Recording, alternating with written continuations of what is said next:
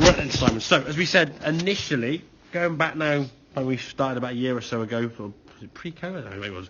Okay, your swing was very much kind of determined by this shape of shot. You were too steep, come across the golf ball, out to win with the path, face open, bit of a slice. And we worked on flattening your swing plane, getting that club a little bit lower. You've just gone too far. So there's a line here now we look at in terms of your sort of swing plane line. Before you would swing too far on this side of it.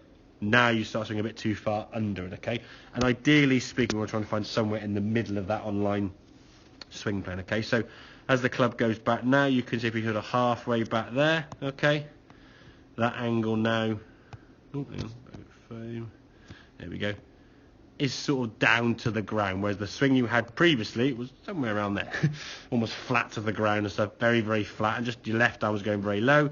You look at your left arm now, at the top of the backswing, it's getting up there towards your shoulder alignment, where your shoulders are kind of there and there. So the club now is a little bit more what we call on plane, in a position from where we can return the club back to the ball with a good angle, a good direction, and we're able to release the club correctly. Are you releasing the power?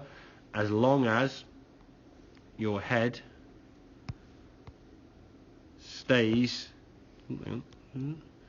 behind the golf ball. Now let me just check this there with the camera. You move your body, there you go. So there's your setup.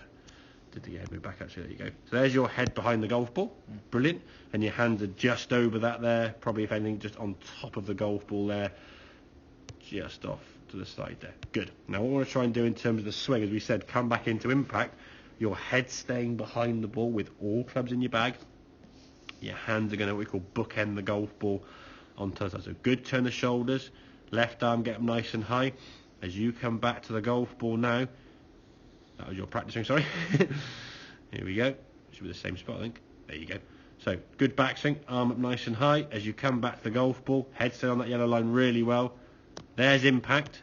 Ball's being blurred, as you can see. Look where your glove hand is, okay? Look where your head is.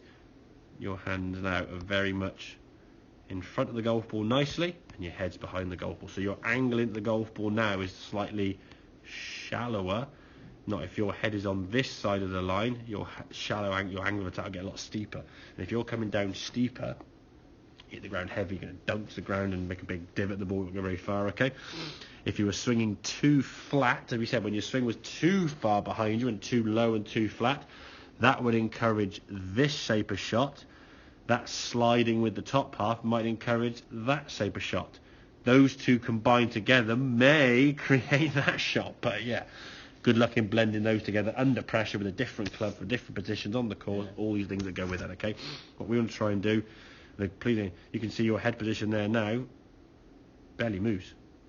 Yeah, very good kind of stable head hitting that golf ball. Okay, as you think the golf club through, then you move on to your left side as you would expect to anyway, so you finish nicely up there. But generally speaking, keeping your head behind the ball, allowing your arms and hands to basically free release through up onto that left side, get a good impact position there, that's really good, and a nice release up, so almost like an uppercut with that right arm throw, like an underarm throw.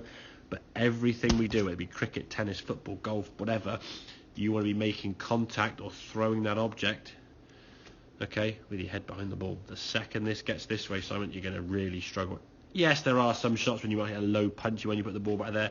That's like a 30, 40, 50 yard shot. Yeah. Nothing with any full kind of movement. We want to get ahead of it, okay? As you saw when you threw the ball to me, the ball went over here somewhere. Very weak and very flicky with the wrist, wasn't it? Yeah. When I said throw the ball to me here, you just let go of the ball left of you, your head stayed behind, and you can release your arms easy peasy. Yeah. So if you start leaning on it, very hard to actually release the club correctly, yeah? So good setup now. Nice and loose with the grip, generally throughout the bag.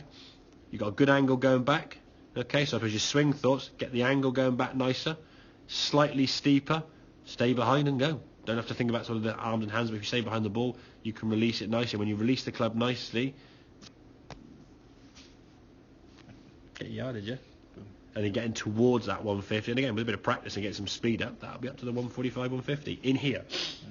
And then out there in April. Maybe May. All right? Exactly, yeah. Okay, makes sense, yeah? Yeah, great, yeah. Good stuff, mate, very good. Right.